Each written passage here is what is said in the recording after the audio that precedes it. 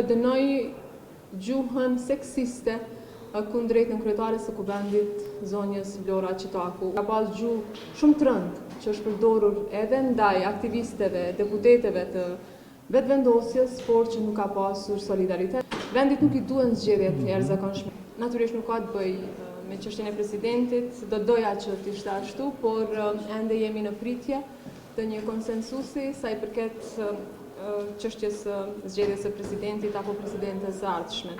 Më lejoni që t'ju njoftoj kryesia e kuvendit vendosi që më 27 prill në orën 10 të ketë një seancë të re të kuvendit për t'i adresuar disa çështje që janë shumë të rëndësishme dhe në këtë drejtim është projekt ligji për anëtarësimin e Republikës së Kosovës në Bordin e Paqes, projekt ligji për ratifikimin e marrëveshjes ndërmjet Qeverisë së Republikës së Kosovës dhe Këshillit të Ministrave të Republikës së Shqipërisë për lojrat mesdhetare Prishtina 2030.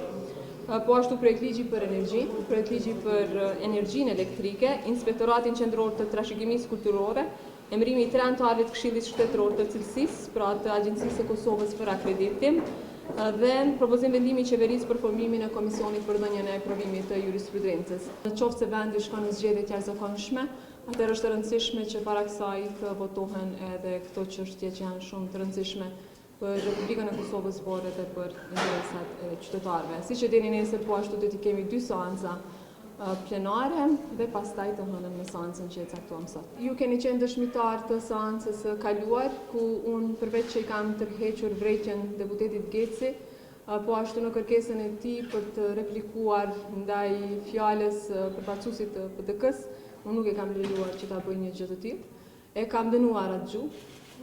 Për mua ajo gjuhë është e papranueshme, përqarse dhe është goditje ndaj veprës madhështore të ushtrisë shtirimtare të Kosovës.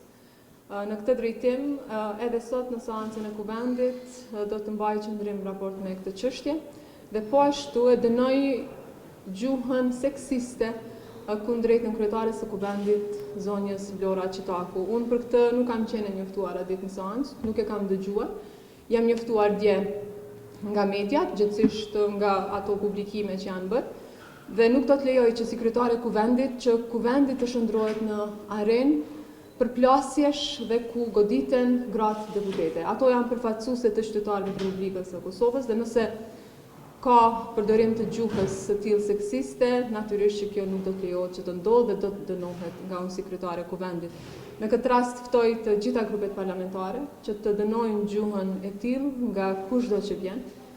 Dhe kudo që ajo bëhet. Natyrisht që është shumë problem nëse kjo ndodh në kuvendin e Republikës së Kosovës, por natyrisht edhe në çdo moment apo në çdo rrethon tjetër apo në çdo institucion tjetër, qoftë edhe në rrugë apo në debate televizive që ajo shpesh ndodh, për faktin se ju dini shumë mirë që ka pas gjuhë shumë të rëndë që është përdorur edhe ndaj aktivisteve, deputeteve të vetëvendosjes, por që nuk ka pasur solidaritet dhe nuk ka pasur reagime për ta dënuar një gjuhë të tillë. Por unë dënoj këtë gjuhë seksiste, mizogjene, të papranueshme dhe nuk do të lejoj që kuvendi të shndrohet në një arenë ku goditen gratë dhe përdoret një gjuhë e tillë. Është dashur që gjithë kjo javë që kemi pasur para vetes të shfrytëzohet në drejtim të arritjes së një konsensusi për të zgjedhur presidentin apo presidenten e vendit me mandat 5 vjeçar. Vendit nuk i duhen zgjedhjet e jashtëzakonshme në Republikën e Kosovës.